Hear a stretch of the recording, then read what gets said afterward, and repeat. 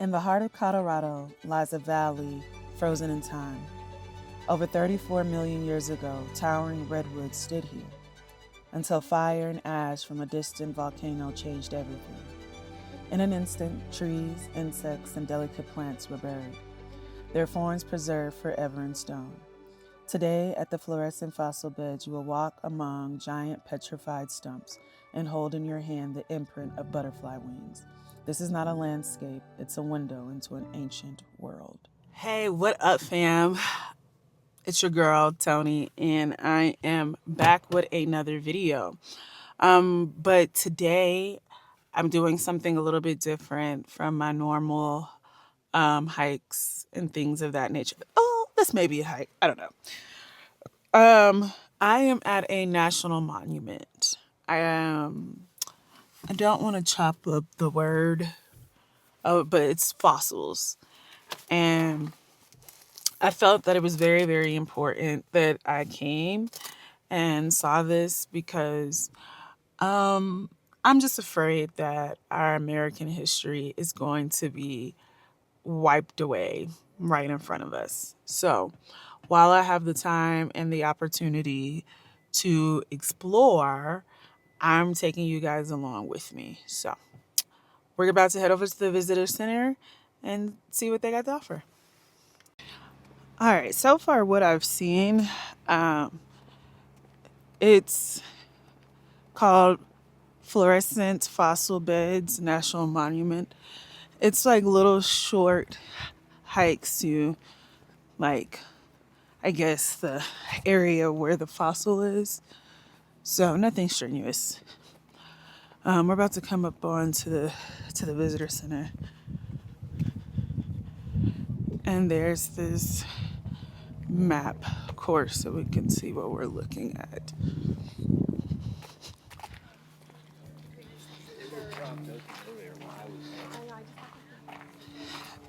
So these are what we're gonna be looking at, because how Trump may say dinosaurs never existed, and I ain't got time for that. Neither should y'all.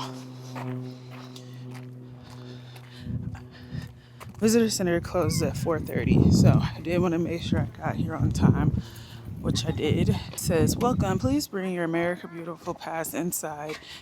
We're glad you're here." Oh, look at the rhinos. Stuff.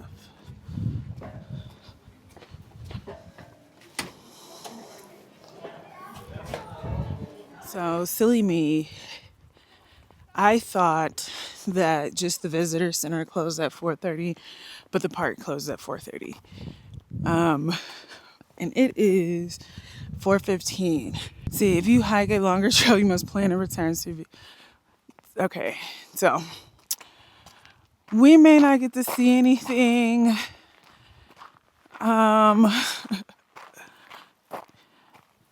Yeah, I'm a little disappointed. Because I'm not going to be able to make it around and back to my car. Tina, it looks like it's something up here. So let me see. It's the closest to the visitor center. You know, I'll just have to add this on my list. All right, hidden treasures. So this is what's supposed to be here along this trail.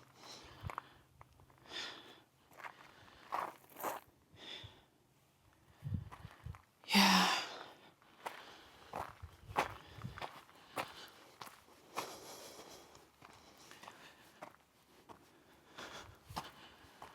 I'm not going to be able to get any for you guys to see. Yeah. That's cool, though. That's all right. I think this loops around to that side. So we'll loop it. It was beautiful coming out here.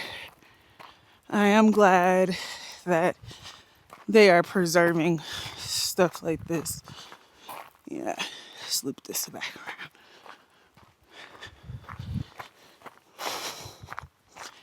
And I just got held up today. I was supposed to have left this morning, and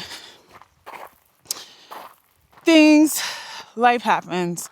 That's all I can say. Life happens. And, life and circumstances kind of held me up, and I didn't get on the road like I wanted to get out here. But, like I said, the drive was nice.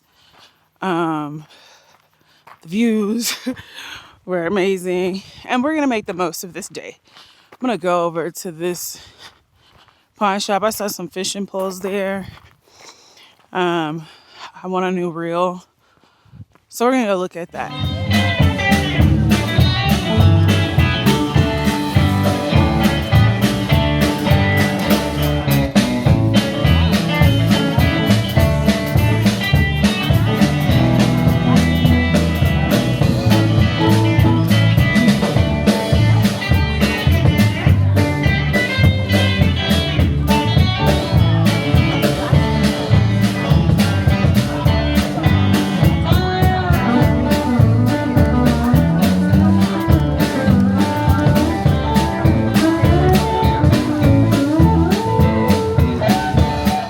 Guys, as you saw from the video, I found me this like old western bar inn called Thunderbird.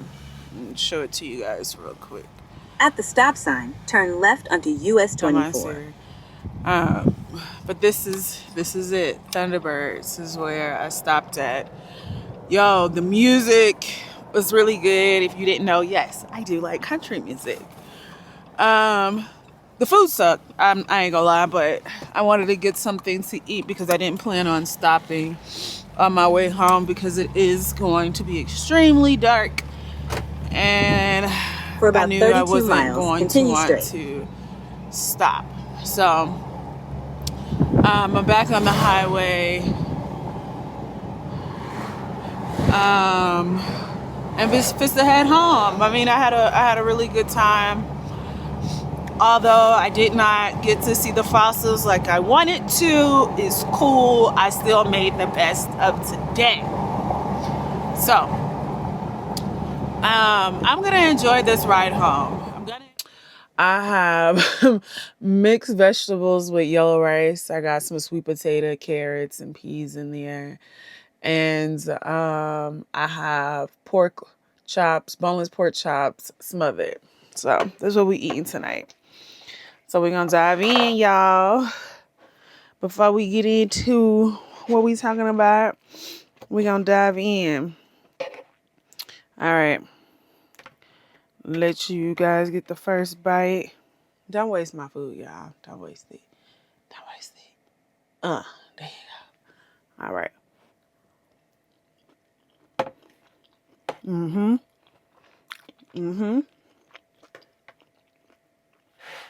Just how I knew it was. Let me get my drink real quick. All right. I'm trying this new IPA. It's a Belgium Voodoo Ranger. I like IPAs. So, while we eating dinner together, guys, I wanted to talk to you guys about what it's like living in an RV solo. Most of the time you see all the good parts of it and all being free-spirited and living life on the edge and all that stuff.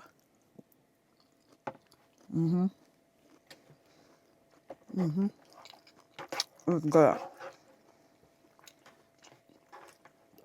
It's really good. I'm sorry, y'all. I'm hungry. I'm hungry.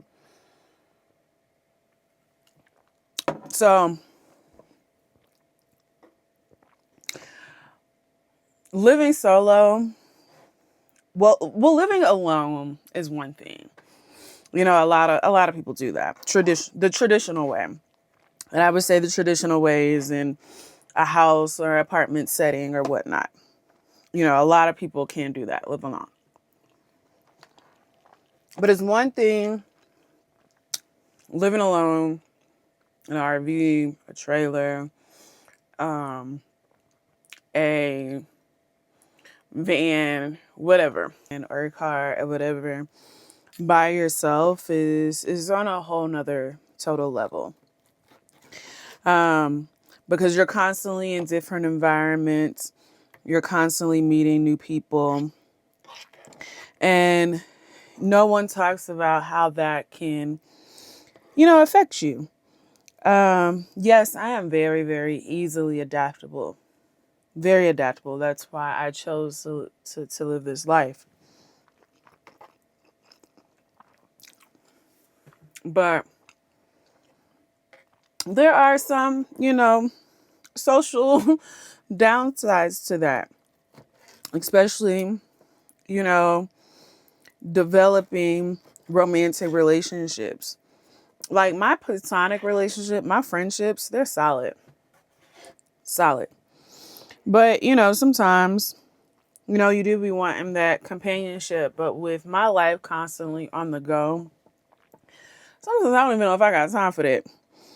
And it's not that I don't want it. I don't think that right now I'm in a place to give it the attention that it needs, because I'm in this phase of detaching so that I can reattach to myself. But that's going to be a common phrase that you all are going to hear me say a lot. So sometimes, it does bother me. But then I have to sit back and I have to, reflect on that and reflect on all the work that I've done. I'm not alone. Yes, I can have romantic partners or partner or whatnot.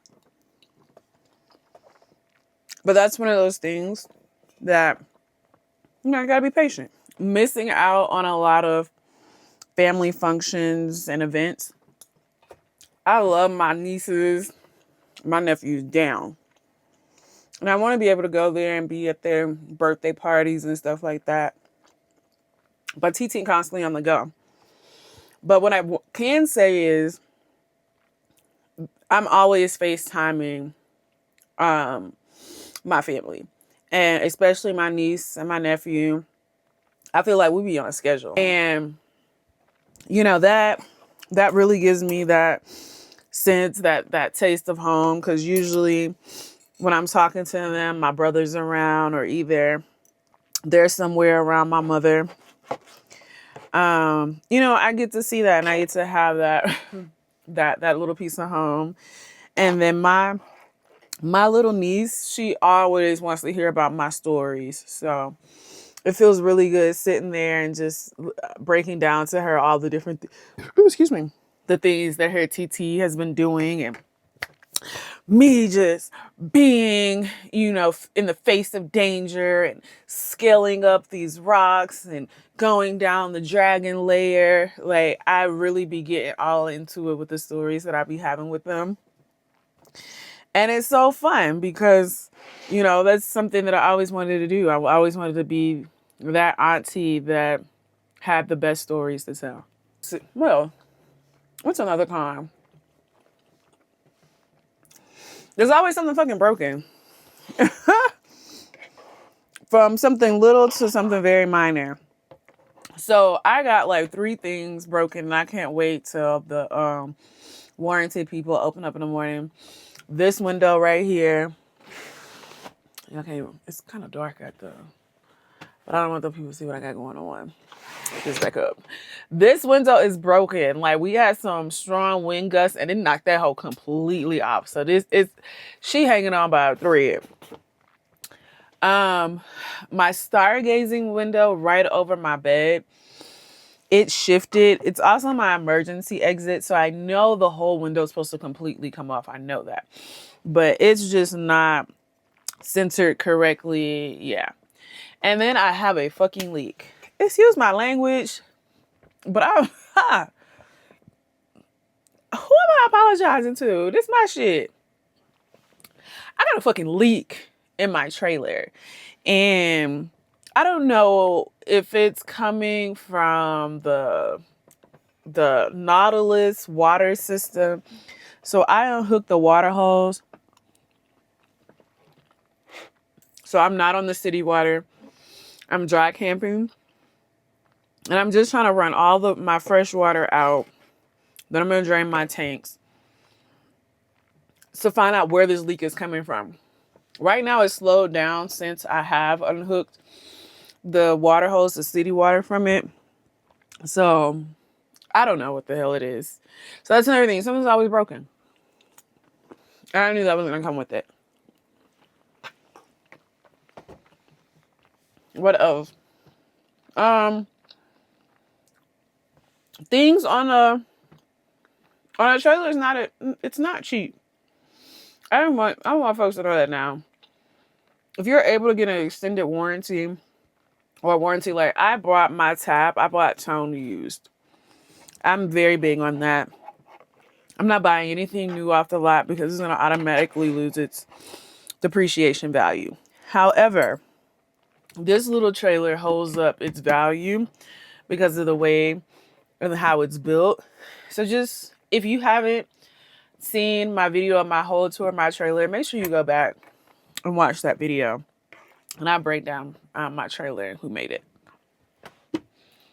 Yeah, it's stuff that's maintenance, upkeep, I don't know, but it's always something broken. And because I'm living full time in it, you know, the wear and tear on it is increases. So y'all probably like, you over there eating slow, and I am. You know, you want to digest your food properly. And I'm a lady. What's another time? The bed is horrible. There's like hardly any cushion. I've been trying to add cushion to it. But then I also know it's kind of good for your back to sleep on a flat surface, I think. Feel like I heard that somewhere. I don't know. Let me know. If y'all have any suggestions or ideas how I can get a little bit more support on this bed, I would highly appreciate it. Is it cheaper? That's a big question. Is it cheaper for me living in a loft in downtown to staying on a park? Absolutely. But I have to consider the type of lifestyle that I had previously to coming to this. And although I still have my loft, which I will be letting go soon, I realized that, one, I don't necessarily need all that space. I have a huge loft. I think it's between 1,200 and 1,500 square feet. Very huge. Although I do have my podcast studio and stuff in there, I don't need all of that. So transitioning into this lifestyle let me know that I can really manage and be good in a small space. But I can do it. It is cheaper. My loft back home, like rent this month, was $2,300 because all of my utilities and stuff is included. So it was like $2,300 and something plus my parking garage. And then where I'm at currently, my lot space here is $1,200. So, and then, but my electricity is separate, but because my trailer is so small, my electricity is like $40 and my water is included in my regular lot fee. So I'm already coming out cheaper. But then I also have to include that I did finance this RV, so I do have a monthly note. I wish I had a calculator here so I can add it up. I do have a monthly note that I have to pay. But even still, with my monthly note, I don't even think I'm at the 2,000 mark yet. I'm right under it. So I still come out cheaper. You don't buy as much groceries. You know, you got a full refrigerator at home. And, you know, me mentally, I feel like I gotta fill it up. Here, I have a very small refrigerator. And so it doesn't require me to, you know, have or get as much food. So then that also, to me, helps maintain a better diet. I don't eat as much. I eat what I'm supposed to eat. And I'm not wasting anything. So I think that also cut costs too. I'm very picky about food. I'd rather cook my own. That has definitely reduced my costs. Because when I was living in the metro area, Papados was a girl's best friend. And Papados was hitting the hips and the pockets. I was always at a Papados. So being out here, living in an RV, going from place to place, to me, it cuts down the cost.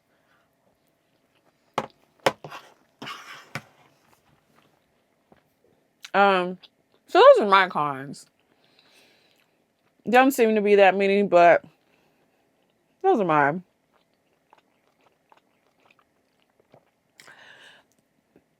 This was a really chill night. I hope I answered some questions.